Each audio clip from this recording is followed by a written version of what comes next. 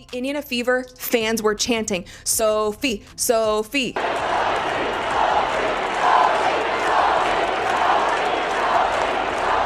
During a game where Caitlin Clark kept getting fouled with no calls from the refs, the fans reached their limit. The crowd was shouting, "Do something!" And that's when Sophie Cunningham stepped up and gave them exactly what they wanted.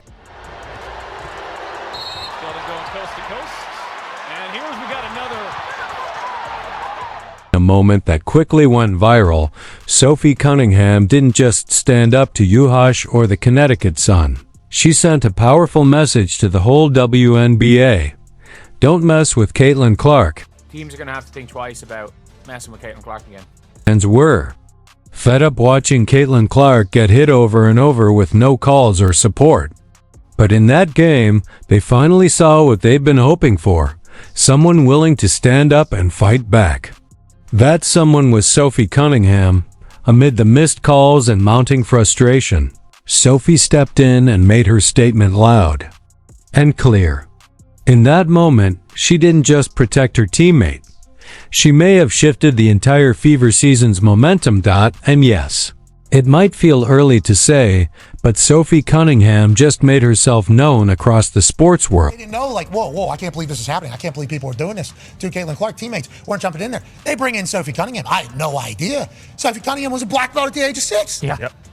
Boom! Wow. Impact was immediate. Just 48 hours after the game, Sophie Cunningham's name was everywhere. Clips went viral, fans were fired up, and the whole energy around the Fever changed. This isn't just Fever versus the league anymore. It's Caitlin versus the world. And Sophie? She's made it clear she's got Caitlin's back, no questions asked. Here's the wild part. That one moment could change everything for Sophie. Her role, her fame, and yes, even her paycheck. We're talking serious money, and the momentum is already building. We'll break down what this all means next.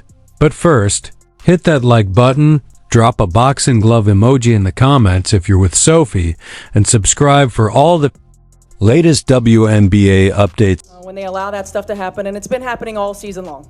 All season long. It's not just this game. It's been happening all season long. This is what happens, right? This is what happens. You've got competitive women who are the best in the world at what they do, right? And when you allow them to play physical and you allow these things to happen, they're going to compete. And they're going to have their teammates' backs. Oh, sugarcoating. The Fever's game against the Sun was a tough moment for the WNBA. Fans and players have long been critical of the officiating. And recently, Kelsey Plum got emotional, saying the league really needs to improve. But this game was different. It made one thing clear. Players are going after Caitlin Clark, and the refs aren't stepping in. It's open season, and no one's stopping it. Watch when Caitlin Clark is trying to create some space. It looked like she just got hit in the eye there. Ooh, and Marina Mabry. I missed that one, Edona. JC, Sheldon went straight after Caitlin Clark, the league's biggest star, and in the chaos that followed, Marina Mabry slammed into her, knocking her down. It felt like a repeat, as if Dejanai Carrington and Chennedy Carter had hit rewind and returned for round 2. When the different angles started circulating online, it became clear. The play was even worse than it looked live. This angle is wild, folks. There's the eye gouge. Watch Mabry. Boom! I mean, come on. JC's swipe wasn't a mistake. It was on purpose. And Marina didn't just bump Caitlin. She knocked her flat. In the NBA, that kind of hit would have been called right away. But in the WNBA, it's starting to feel like this is just how things go, and that's a big problem. Sure, Lexi stood up to JC a bit, but beyond that, the Fever barely reacted. Even head coach Stephanie White stayed calm in the moment. She spoke up later at the press conference, but fans wanted something way more fired up. Honestly, people joked she should have gone full Bobby Knight and thrown a chair and given Knight's Indiana ties. That would have been legendary. And if you're still saying Caitlin's soft, just stop.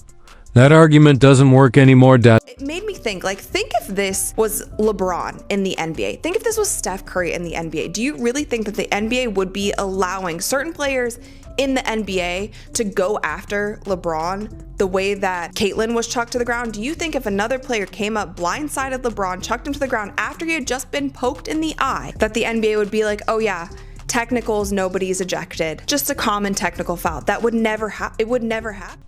There's no way a hit like that on Steph or LeBron would go without punishment. Commentators were shocked Marina Mabrey wasn't ejected after body-checking Caitlin Clark. Here's the reality. Caitlin Clark is more important to the WNBA right now than Steph or LeBron are to the NBA. That's not hype. It's just fact. When Caitlin missed 5 games, the impact was immediate. Ratings dropped sharply, excitement faded, and the league's momentum slowed. She's not just a star rookie. She's the engine driving the league's growth. Even as good as that rating was, Caitlin Clark's good for about 1 million extra viewers. When Caitlin Clark sat out, ratings didn't just dip, they crashed. Fever games dropped over 50%, and the whole league saw interest take a serious hit. You'd think the message from the top would be clear by now: protect your star. Give her the respect and calls that top NBA players get. Bubble wrap her if you have to.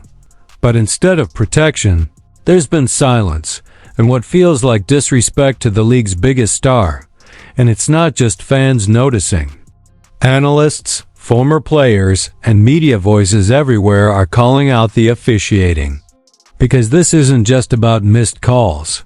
It's about the league failing to protect the player driving its success. And I mean, when I tell you social media is setting the WNBA on fire right now, not in a good way, that's the understatement. The Fever were comfortably ahead, and Caitlin Clark had already nailed the highlight of the night. A deep three-pointer followed by some icy trash talk to the Suns bench. Something still felt off. The score said the game was wrapped up, but the energy told a different story. There was unfinished business, a message that hadn't been sent yet. That's when Sophie Cunningham stepped up and completely shifted the... That's a flagrant foul. It's a hard foul. Sophie hit Yuhas Sheldon with a tough foul, then showed off some taekwondo skills right after that. It was a moment of release for everyone. Fever fans, WNBA supporters, and anyone tired of seeing Caitlin Clark get pushed around. Finally, someone stood up and fought back. But it wasn't just about that one play. It felt like Sophie was pushing back against weeks of cheap shots, missed calls, and disrespect. She wasn't just defending Caitlin, she was speaking for every fan who's watched the refs look the other way. That foul wasn't just a play. It was payback. I truly think that this was a message that she was sending to the leagues, to the officiating, just like to everybody, because it is, if you are watching any of these games, you are seeing that there is a disparity in the way that it's being officiated, and the Indiana Fever are held to a standard that no other team. It gets real. And why this moment is about more than just one tough foul. What happened against the Sun feels like a real turning point for the WNBA. Maybe.